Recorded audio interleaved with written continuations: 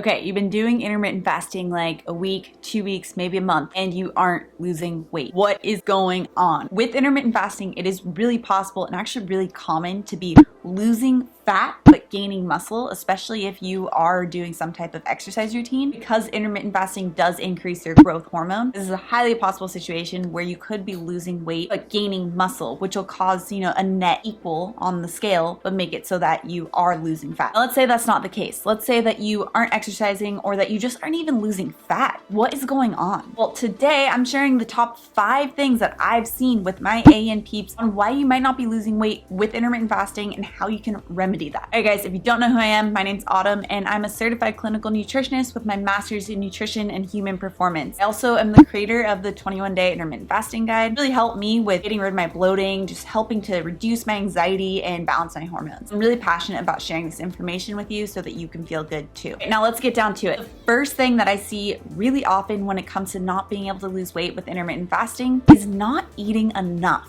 Sounds counterintuitive. This really goes back to the fact that counting calories just doesn't work when it comes to weight loss. In fact, I have a great video covering that topic right here. But if you're not eating enough food in general during your eating window with intermittent fasting, then your hunger hormone will go up. This hunger hormone increase will cause your body to crave sugar because that's a fast source of energy, and that sugar increases your insulin, which puts your body into storing mode and takes you out of fat burning mode. Plus, by consistently not eating enough food, your body starts to decrease its metabolism. It's not the fact that you're fasting, it's the fact that you aren't eating enough food. Now, it's really important that you are eating until satiety and that you're eating enough of the right things, especially if you're looking to tap in your fat burning mechanisms. Which leads me to my second point, eating fake food or just junk food in general. So there's this misconception that with intermittent fasting that as long as you have that fasting period that you can eat whatever you want during your eating window. Yeah, maybe some people will experience short-term weight loss with that, but ultimately these junk food items, these protein bars, these things that just aren't good for us, they tend to be higher in sugar or just higher in processed ingredients in general. These junk food items are not designed to make us feel satiated. They also tend to be higher in sugar. So these two factors combined, not eating until satiated and having high amounts of sugar, cause your body again to be in that storing mode. Especially if you eat a lot of protein bars, highly recommend that you check out this video because that'll really break down how something that seems healthy is actually causing you to gain weight and not feel good. Number 3, eating a ton of carbohydrates or just having a high carbohydrate diet in general. One of the main points of intermittent fasting is that it stabilizes your blood glucose levels, which also then decreases your insulin response. When your insulin is low, remember that's your storing hormone, it makes it so that your body can shift into your fat burning mode instead. But when your insulin is high, your body is effectively shutting off fat burning. Now, with a high carbohydrate diet, your body is going to have a higher insulin response because insulin is released when your body consumes carbohydrates or sugar or any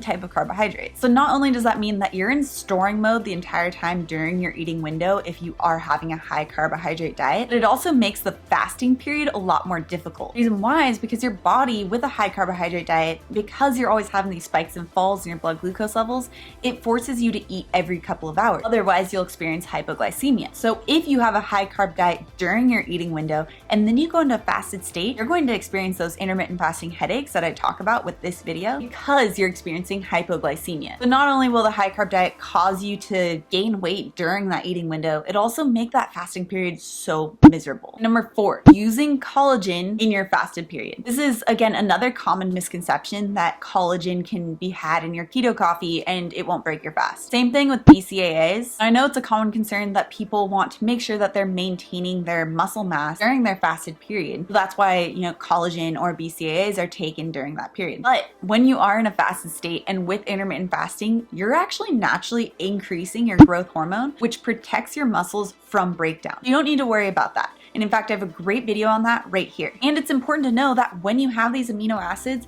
that does break your fast. In the absence of carbohydrates, your body will convert protein into sugar or into carbohydrates through a process called gluconeogenesis. So if you are using collagen or BCAA, you're actually not even using intermittent fasting at all because you're using that in your fasted period and it is breaking your fast. Now, problem number 5, and this is the most overlooked problem that I've seen, but it has one of the biggest impacts on whether or not you're going to be able to tap into your fat burning mechanisms, and that's not getting enough sleep. Most people have sleep issues. You're either staying up late, not getting high quality sleep, just not getting enough sleep in general. And when you haven't gotten enough sleep, your body actually increases your ghrelin, remember that hunger hormone, the next day. It also increases your cortisol levels, so your stress hormone, which cortisol's main job is to increase your blood glucose levels, which again effectively shuts off fat burning. And it increases your inflammation because your body wasn't able to get to all that repair that it needed to when you were asleep. So increased hunger typically leads to increased sugar intake, which will kick you out of that fat burning mode. Increased cortisol also kicks you out of that fat burning mode, and it makes it so that you gain weight specifically around your belly. And then of course, increased inflammation will make you feel puffy in general. So if you wake up feeling puffy, or if you wake up feeling extremely hungry or sugar cravings or stressed, that is a sign that you did not get enough high quality sleep. Even if you got 8 hours of sleep, you probably didn't get high quality sleep. Which if that's the case, I highly recommend that you check out this video right here, because even if you're doing everything else right with intermittent fasting, but you're not getting great sleep, then more than likely you aren't going to be able to achieve your weight loss goals as well. Now, if you are new to intermittent fasting, I highly recommend that you check out this video. It goes over all the tips that you need to know when you get started with intermittent fasting in order to succeed. Also, if you love nerding out on nutrition and you love the science-backed information, make sure that you subscribe to my channel right here. Come out with new videos every Tuesday and Thursday. Okay guys, I'll see you in my next video.